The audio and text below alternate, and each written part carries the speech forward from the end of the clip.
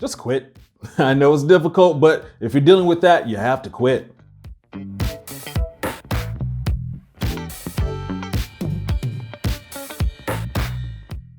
Hey, we talk about testosterone all the time, but blood flow is the cause for ED for men 50 to 70% of the time. Specifically, vascular diseases is what's causing these blood flow issues. They lower blood flow to your heart, to your kidneys, to your other organs. And of course, if they cut off the blood flow to your penis, boom, erectile dysfunction. I recently did a deep dive on blood flow and on erectile dysfunction, so make sure you check out the videos I did on that in the past. And also stick around to the end of this video because I have 8 ways to improve your blood flow so you don't have to worry about that ED. Now, for my guys who are saying, I don't have erectile dysfunction, if you have weak erections or unreliable erections, you're on the path to getting erectile dysfunction, so you want to pay attention. Because one of the things you have to realize is this is a sign of more diseases to come. Weak erections, unreliable erections, and erectile dysfunction are all signs of things to come that are not good for you.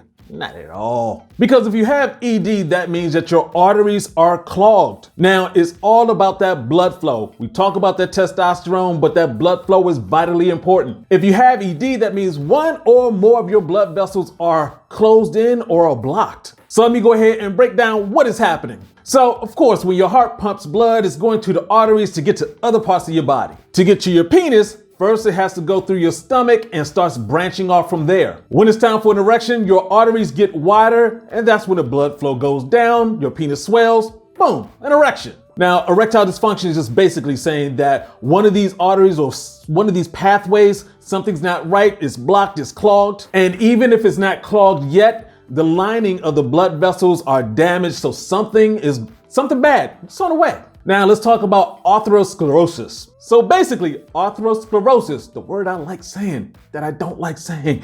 Atherosclerosis is basically doctor talk, just basically saying that your arteries have plaque in them. That building up a plaque is a problem. So if you have this issue, this hardening of the plaque inside of your blood vessels, well, what does that mean? I got 6 things for you. Most men with ED have risks that make them more likely to get atherosclerosis, such as number 1, atherosclerosis in family members. Now let's pause.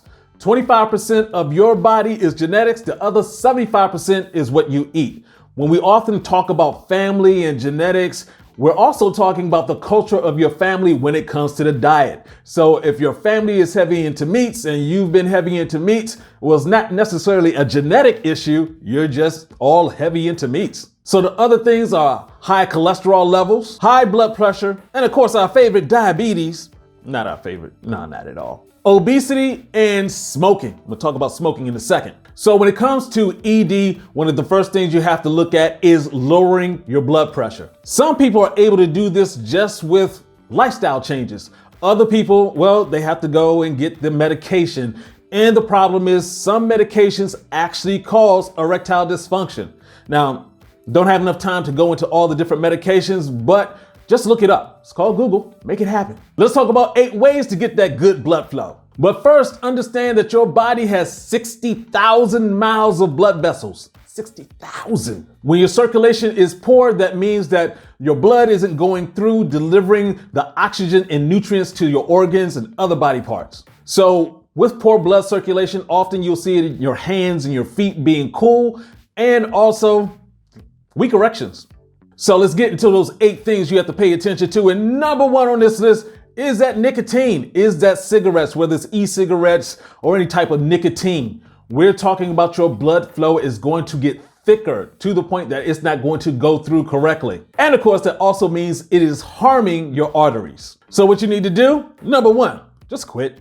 I know it's difficult, but if you're dealing with that, you have to quit. One of the things you need to do is to check your blood flow at least once a month. You can do that with a home kit. You can also go to some of the pharmacies that just have it in there where you can check your blood pressure just to see where you're at. Your blood pressure should be 120/80, but of course that depends on your age and your health, and you may need to check with your doctor to make sure you have the right standard. And also remember, blood is half water.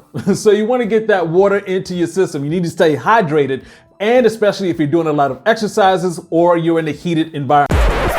Hold on there, nephew. You can also get bigger faster with the plant-based supplement GoodWood or GoodWood Advanced for older guys. This liquid formula is designed to get into your system quicker to increase blood flow, to get larger, and boost your stamina so you can last longer at your largest.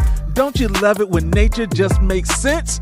Check out these in our growing inventory of men's supplements at givegoodwood.com. Now, where was I? Now, number 4, sitting down for long periods of time. You're sort of cutting off blood flow to the lower half of your body.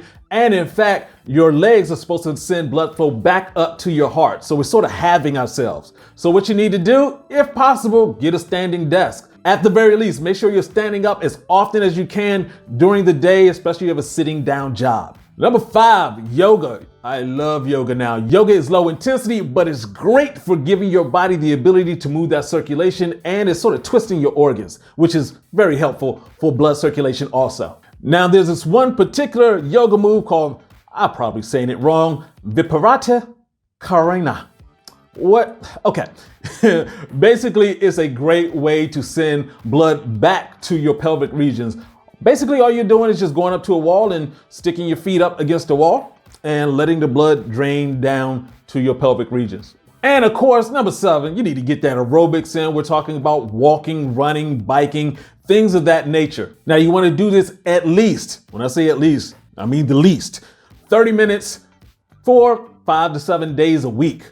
Now, do more. The more you do, the better you're going to be. Even that 30 minutes and 5 to 7 days a week, that's roughly 3% of your week, so you can do more. And of course, we talk about this all the time, eat more plants and eat less meat. That will help in several different ways. It'll help you with your weight if you have that as an issue, and also it will keep your arteries clean and blood flowing through. So all right, guys, that's the information I have for you right now. What I want you to do is actually put this to use. A lot of times I'm talking to guys and they're like, well, how often should I do this? This is a lifetime. This is a lifestyle. So take these suggestions and put them to use right away.